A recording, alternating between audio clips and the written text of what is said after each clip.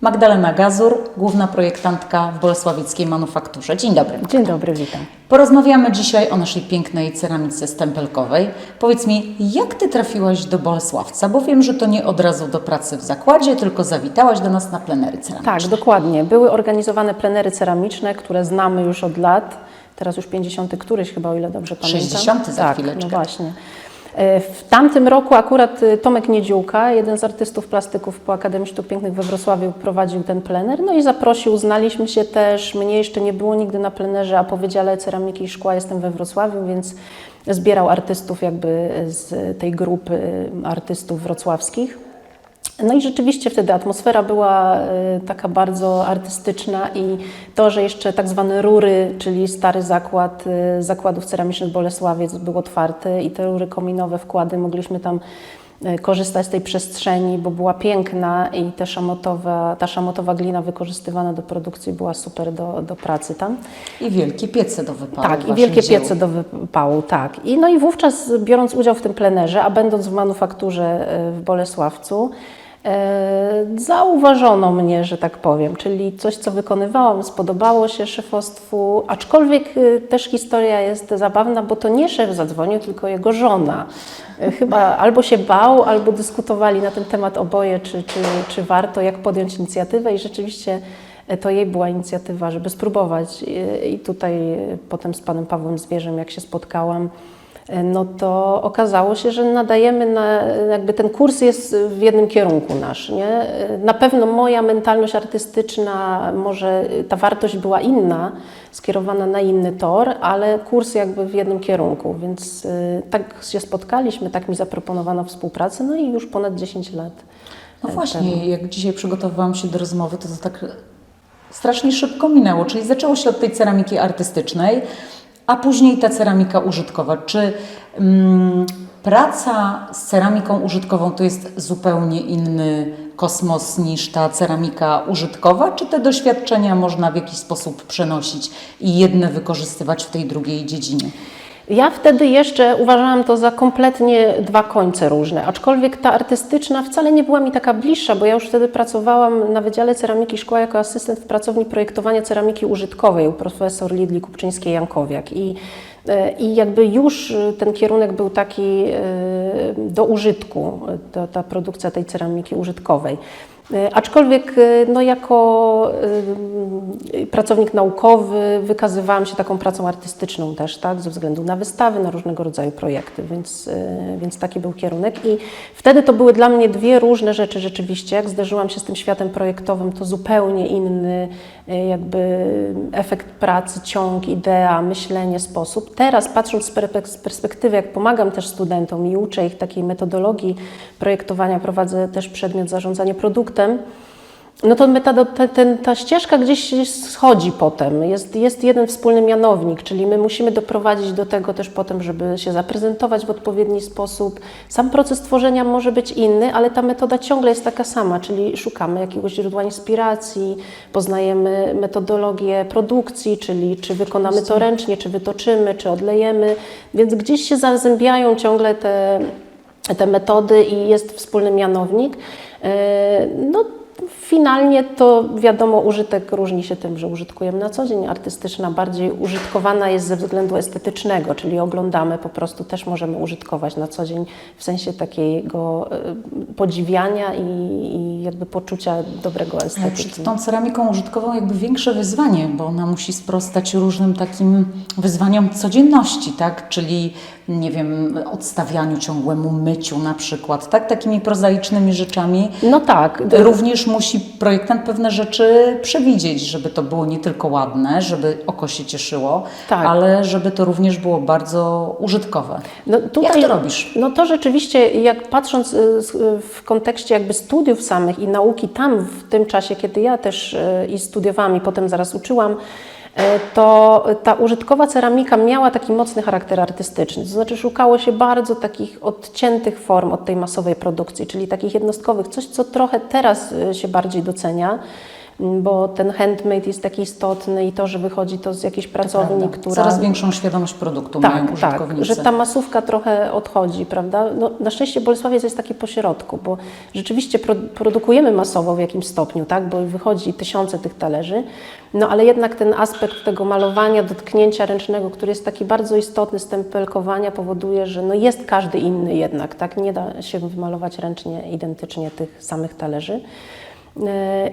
I rzeczywiście jest to takie, myślę, poszukiwanie pomiędzy tym, co masowe, a tym, co jednostkowe i znalezienie takiego złotego środka akurat w przypadku tutaj tego projektowania dla manufaktury. Nie? Wiem też, znając Twoje kolekcje, że one są każda inna, że poszukujesz cały czas nowych rozwiązań, odważnie łączysz kolory, czasami pozbywasz się zupełnie tego uświęconego tradycją w Bolesławcu kobaltu. Powiedz mi, skąd pomysły na przykład na Forest Line, na Rozes? To są całkiem takie nietypowe dla bolesławieckiej ceramiki dekoracje. No bo myślę właśnie, że to polega na tym, że ja też współpracując z różnymi, będąc w różnych projektach, patrząc z różnej perspektywy, nie patrzę na projektowanie dla Bolesławca jako projektowanie dla Bolesławca. Patrzę w kontekście trendów, mody, z własnego poczucia też jakiegoś, co zauważę, co mnie zainspiruje, jakby gdzieś znajdę, co czasem pomysł wpada bardzo spontanicznie i nagle. Nie są to jakieś długie, mozolne poszukiwania, a raczej bardziej przełamywanie czegoś w taki sposób. I chyba to stanowi tą łatwość, że nie patrzę w kontekście jakby, tak jak panie... Szerzej po prostu. Tak, że mamy panie malarki, które wymyślają świetne wzory i ja na przykład bym się nie odnalazła w tych typowych wzorach, takich, które są na przykład bardzo dobre na rynek amerykański, bo oni mają jakiś taki swoją linię, które lubią, chociaż to się też już trochę ostatnio zmienia.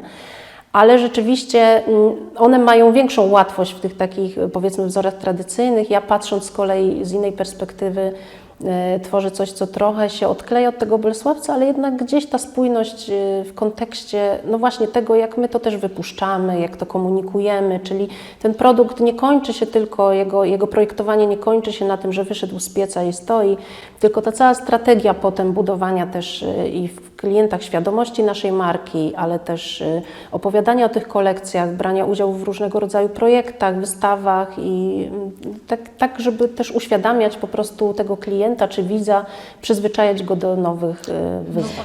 Magda, powiedz mi proszę, bo wydaje mi się, że dzisiaj rola projektanta nie polega tylko na tym, żeby coś zaprojektować i idzie to dalej przez modelarnię, pogotowy wyrób, tak? Tylko jesteś też odpowiedzialna jakby za całą strategię wizerunku tej kolekcji, którą zaprojektowałaś. Za tym idą, tak jak wspomniałaś, targi, różne wystawy.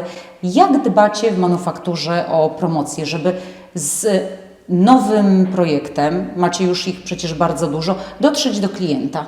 No, to jest też ważne, że pracuje zespół nad tym, tak? I wiemy wtedy, jak się poruszać, że dziewczyny ze sklepu internetowego wiedzą, jakie produkty się najlepiej sprzedają, w jaki kierunek iść, jak projektować, a dziewczyny na przykład ze sprzedaży tej kontraktowej wiedzą też, jakie wzory z kolei się sprzedają za ocean na przykład.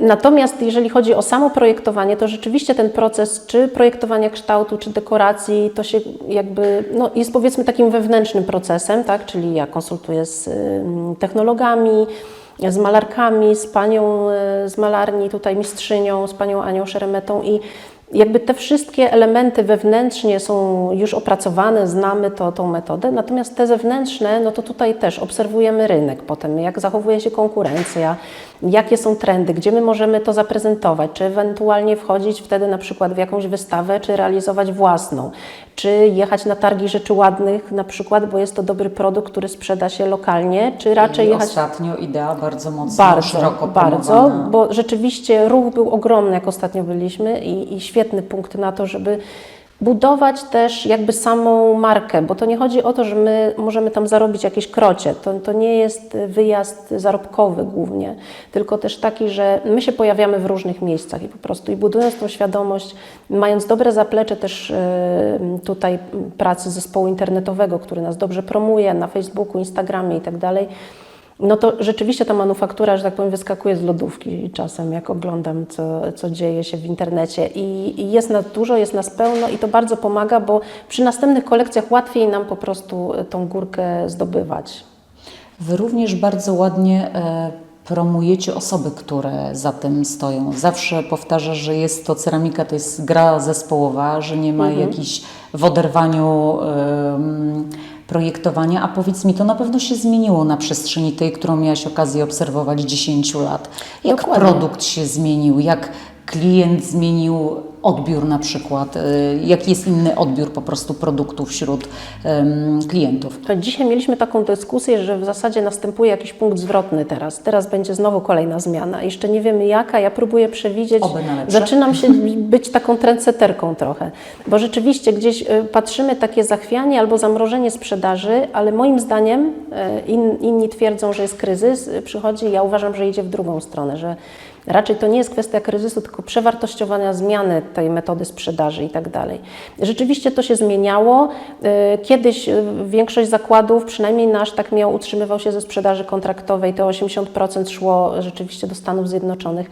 Teraz ta sprzedaż jest prawie pół na pół, także mamy naprawdę... To faktycznie duża zmiana. Tak, ten klient polski nabrał takiej świadomości, poza tym jest dobry czas na handmade, na to co nasze, lokalne. Myślę, że to też pandemia wymusiła w pewien sposób, ale pozytywnie, że zaglądnęliśmy w nasze kąty. Nie patrzyliśmy już szeroko, tylko to, co jest blisko, co jest lokalnie. I to się jakby obudziło na nowo, tak? Jakby ta sprzedaż tutaj rodzima i Bolesławiec przeżywa jakiś renesans. To można zauważyć. Też będąc na tych targach rzeczy ładnych, pojechałam tam oprócz sprzedaży samej ekspozycji, żeby porozmawiać bezpośrednio z takim klientem z Warszawy właśnie. No właśnie, jak bo oni to pewnie postrzegają. ma ogromne znaczenie, prawda? Żeby bezpośrednio z tym Tak. człowiekiem, który będzie, nie wiem, dany talerz, wazon użytkował, żeby z nim porozmawiać. Tak, i okazuje się na przykład, że moje pokolenie kupujące Bolesławiec, podoba mu się to, co robię, czyli na przykład to wzornictwo nowe, czyli trochę przemianowanie tego Bolesławca w innym języku. Z kolei ci zupełnie młodzi, którzy nie mają takich pejoratywnych skojarzeń z babciną meblościanką, chcą na przykład kupić kropkę, bo ona jest bardziej retro No proszę, i bardziej czyli jednak taka... wielki powrót, tak? Tak, Chyba że, tej że, kropki. że jakby on może być wiecznie żywy ze względu na następne pokolenia, które po prostu będą przychodzić, tak? Czyli to może być taki falowy po prostu obrót sytuacji tutaj. A powiedz mi, skąd na przykład pomysł na tak odlotową kolekcję, którą żeście zaprezentowali na swój jubileusz 30-lecia istnienia? Bo to już jest totalnie, wymyka się schematom stempelek, ale zupełnie inaczej wykonany. Jak to było z ideą wprowadzenia takiej limitowanej kolekcji? No mi bardzo zależało na tym, żeby rzeczywiście podkreślić ten głos ogółu, że to jakby nie jest jedna osoba, która tworzy ten Pięknie zakład. to wyszło. Tak? To do tej pory jest szeroko komentowane i w środowisku użytkowników, jak również muzealników, artystów, że to był świetny pomysł. Cieszę się bardzo, bo na tym mi zależało też, żeby jakby tych ludzi, którzy są w fabryce, w jakiś sposób docenić i to, że nie mogłam użyć nazw ze względu na RODO na tej wystawie, to jakby to, że pojawiły się same imiona ich i one mogły przyjść i zobaczyć, że są wymienione tam, to myślę, że jest w pewien sposób ukłon. Historyczny moment. Tak. I to, że rzeczywiście te kubki były realizowane w taki sposób, że każda z tych osób odbiła swój odcisk palca, zostawiła ten, to myślę, że to jest taki bardzo, bardzo ważny element, pewien rodzaj dokumentu, zapisu jakiegoś, który jest istotny, tak? Dla takiego punktu historii jakby tutaj też tej ceramiki rozwoju, samej manufaktury czy Bolesławca w ogóle, nie? To był naprawdę bardzo oryginalny pomysł. Mamy nadzieję, że kolejne będą równie szalone. A ja Cię jeszcze chciałam zapytać o współpracę z nieistniejącą już fabryką porcelany Krzysztof i hutą szkła Julia. O ten słynny projekt Polski Stół z 2015 roku, gdzie wszyscy mieli nadzieję, że będzie pięknie kontynuowany i że kolejne naczynia z tej serii powstaną. Opowiedz proszę, jak zrodziła się idea na kooperację różnych zakładów produkujących różne rzeczy z różnych tworzyw? Jak to pogodziliście, że powstał spójny produkt? No to już by tutaj nie starczyło czasu, bo projekt jest ogromny. Chociaż w kilku słowach. Ale w kilku słowach. Spotkałam się kiedyś z ówczesną kierowniczką porcelany Krzysztof na jednej z wystaw Oskara Zięty we Wrocławiu. A że ona była taką bardzo otwartą osobą, spodobały jej się nasze rzeczy. Ja mówię, no może byłby to powód, żeby stworzyć coś razem. I wymieniłyśmy 2 maile, a potem spotkaliśmy się na targach we Frankfurcie. Dołączyła do nas Huta Julia z Kasią Świętek, czyli taką osobą, która też prowadziła różnego rodzaju projekty, była takim design managerem i pomogła nam scalić po prostu naszą trójkę, i Krzysztofa, i Julię, i pomogła prowadzić ten projekt, ale wszyscy uczestniczyliśmy wspólnie razem na spotkaniach, czyli całe szefostwo Huty, to najważniejsze, manufaktury, i Krzysztofa spotykało się cyklicznie, nie było to oddane tak. No bez porozumienia tak. nie ma efektu. Tak, więc dobieraliśmy to i rzeczywiście projekt wyszedł, no super, jest to taki, jestem bardzo zadowolona z tego projektu, jeden z lepszych, które tworzyłam w życiu i ogromne doświadczenie, ale też efekt sam i to zaznaczenie tego Dolnośląska jako takie miejsce, które niesie w sobie tyle potencjału. No i tym bardziej jest mi smutno, co stało się z Krzysztofem, niestety.